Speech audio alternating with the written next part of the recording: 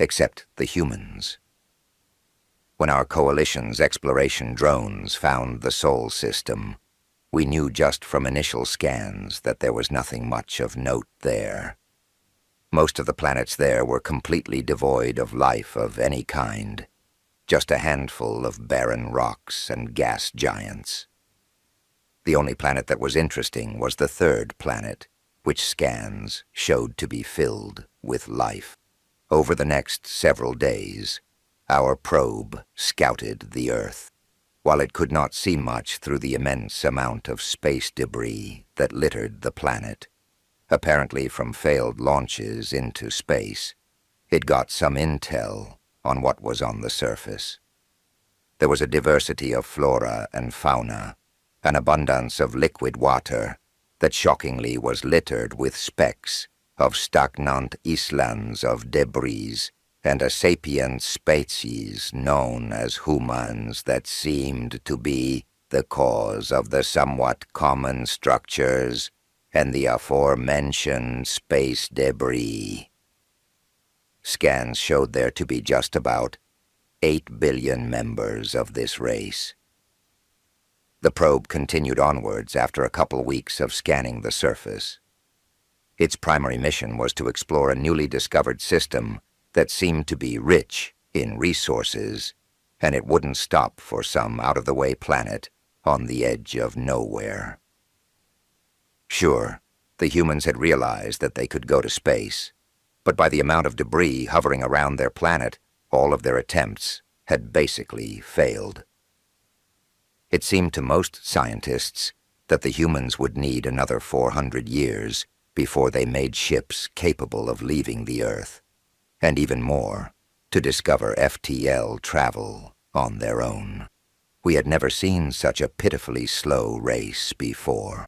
Most species that tried to get to space would immediately make it their main goal to break the confines of their home planet. Except the humans. Sometime later, a conflict broke between two member races of the coalition, the powerful, warlike Zanzi and the somewhat newer and much more docile Danik. Everyone knew the Danik were the victims in this war, but knew that they would face the wrath of the Zanzi's powerful military if they interceded.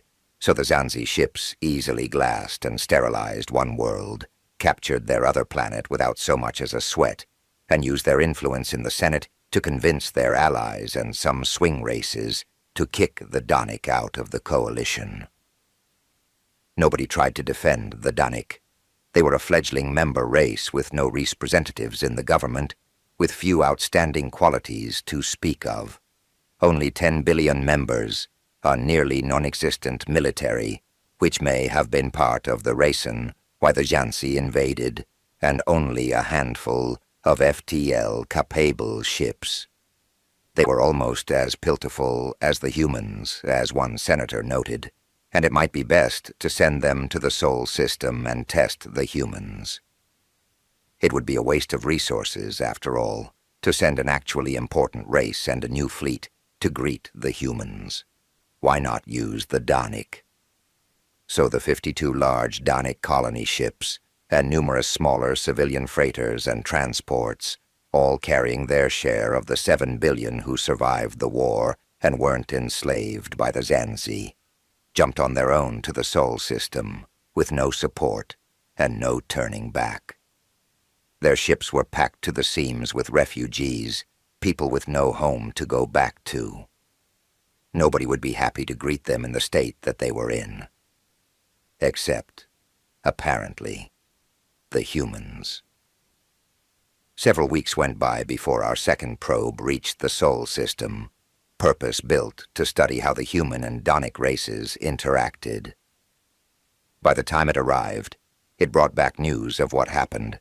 The human governments of Earth, and yes, there were many of them, had accepted the Danik into their society. Their planet was teeming with construction, and about half of the ships that arrived at their destination were still orbiting space. Most of the space debris, curiously, was cleared out.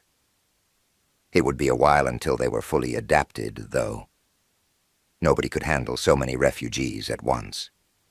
Except, as we found out, the humans. As the few researchers tasked with watching the drone footage saw, the residents of Earth adapted extraordinarily quickly to their new situation. They built new structures at blistering speed, utilizing massive machines that simply printed entire cities in just a few weeks. Donic freighters that once shipped cargo now moved in the asteroid belt, mining materials to build new structures and, most surprisingly, new ships. The humans had apparently learned to reverse engineer virtually every technology the Donic had to offer, from particle shields to FTL drives. Vehicles that once were wheeled or tracked were converted to hold anti-gravity nodes. New unique ships, supposedly of human design, were built, and to our shock, they proved even faster than the Donic ships to precede them. Never had we seen such industriousness before. On most planets, it took months to build a new ship, and another month if it was to have an FTL drive, which were somewhat rare throughout the Coalition. Most Coalition ships relied on sunlight engines, as FTL drives were too complicated to mass-produce and too expensive to make standard issue. Only wealthy intersystem traders or large military carriers or battleships had them, while most other smaller ships like cruisers and frigates didn't have them at all. And on this previously ignored planet, new ships would be built and launched in a week. While some would hover around Earth or the local moon, most would immediately make use of their FTL drives and punch a hole in time-space, traveling to who knows where. By now, our leaders were growing both curious and anxious at this new threat to their way of life. Zanzi generals were vocal about seizing whatever made the humans so efficient, and our Senate capitulated and allowed the Zanzi to assemble a strike force to take back what they believed was rightfully theirs. 100 massive ships, including carriers, destroyers, battleships, frigates, and even a planet-killing dreadnought, all packed with enough firepower to simply subjugate another member race if they wanted. Thousands of small fighters, hundreds of troop transports and landing craft for the eventual takeover of planet Earth. A single planet against the might of a full Zanzi fleet was a pushover, no matter how prepared you were. And there was no way Earth was prepared after only a year since the Donic first appeared at their doorstep. Most races would surrender immediately and hope to get away with their lives, as the Donic did after just 2 days of fighting. Except, of course, the humans. As soon as the Zanzi fleet arrived near the system's largest gas giant to regroup and begin their attack, a small fleet of a dozen cruiser-class ships assembled near Earth to defend their home.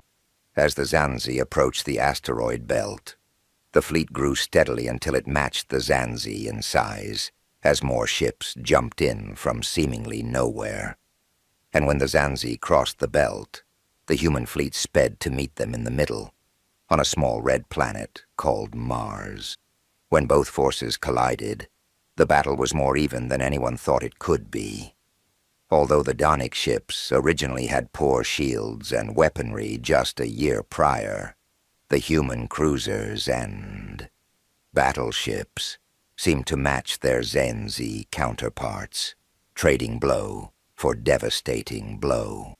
The Zanzi fleet was whittled down to 50 ships, including their flagship dreadnought, and a few carriers meant for subjugating a planet, battling against 60 human cruisers and destroyers, all intent on driving back the enemy.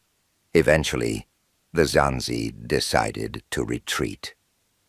The dreadnought turned away from Earth, attempting to jump back to friendly territory before it was destroyed. Before it and the remaining ships could, though the 3 largest human carriers released a small wave of phased troop transports, numbering nearly 500, each directed at a specific Zanzi ship.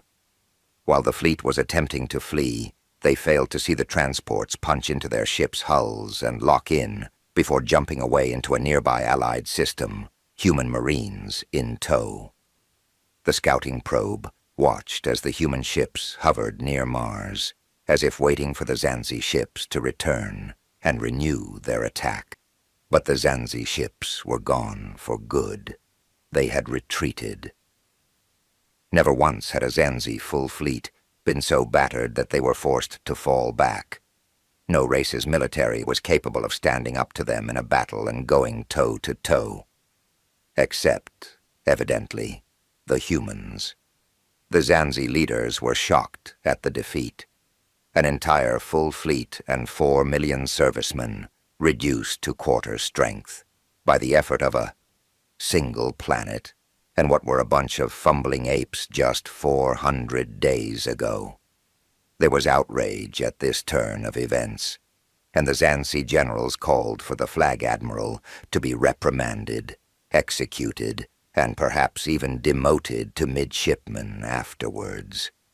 However, communications with the flagship Dreadnought were never answered, and the ship was presumed destroyed. This was even worse. One of their prize flagships destroyed. Those ships were the top of the line, and there were only 9 of them in the entire coalition. It was unfathomable. The Zanzi prepared to mobilize their entire military, since the rest of the coalition didn't want to step in for a number of reasons. Their 4 remaining full fleets combined together and prepared to rendezvous with the survivors of their expeditionary force. On arrival, the fleet admirals were in for a pleasant surprise. Their prized Dreadnought was not, in fact, destroyed. It hovered in place, surrounded by its supporting carriers and battleships, all 4 massive planet-killing cannons. Charged and ready. This too came as a surprise to the fleet admirals. It was standard protocol to never keep Dreadnought cannons charged unless you were ready to fire. Otherwise, your ship's power would be drained, your shields would falter, and your cooling systems would eventually fail to do their job. It was too late that the 4 Zanzi admirals realized what had happened. By the time the call went out to engage evasive maneuvers, to divert all power to shields, to charge their own cannons, or to abandon ship entirely, as all 4 flagships had, in the chaos, forgotten to communicate with one another. The Dreadnought facing them had fired its cannons with perfect accuracy. Each huge blast of energy, with the power of 1,000 nuclear warheads behind it, hit its target head-on. The force of the explosion wasn't enough to completely destroy the Dreadnoughts, but it eliminated their shields, knocked out their main and backup reactors, and obliterated most of their support ships in the direct vicinity. As the 4 flagships went dark, all systems offline, the admirals watched through the glass windows of their bridges as the 60 human ships their colleague had faced in battle jumped in, turned towards the Dreadnoughts, and launched waves of strike craft. 4 days later, the Zanzi signed a treaty of unconditional surrender to the newly formed Terran Union. It surrendered all of their slaves, surrendered their technology, and stated that they no longer owned the 5 Dreadnoughts that the joint human-Dainic military now occupied, hovering ominously over the Zanzi homeworld's capital. Never had anyone stood up to the most powerful force in the galaxy and turned its own weapons against it.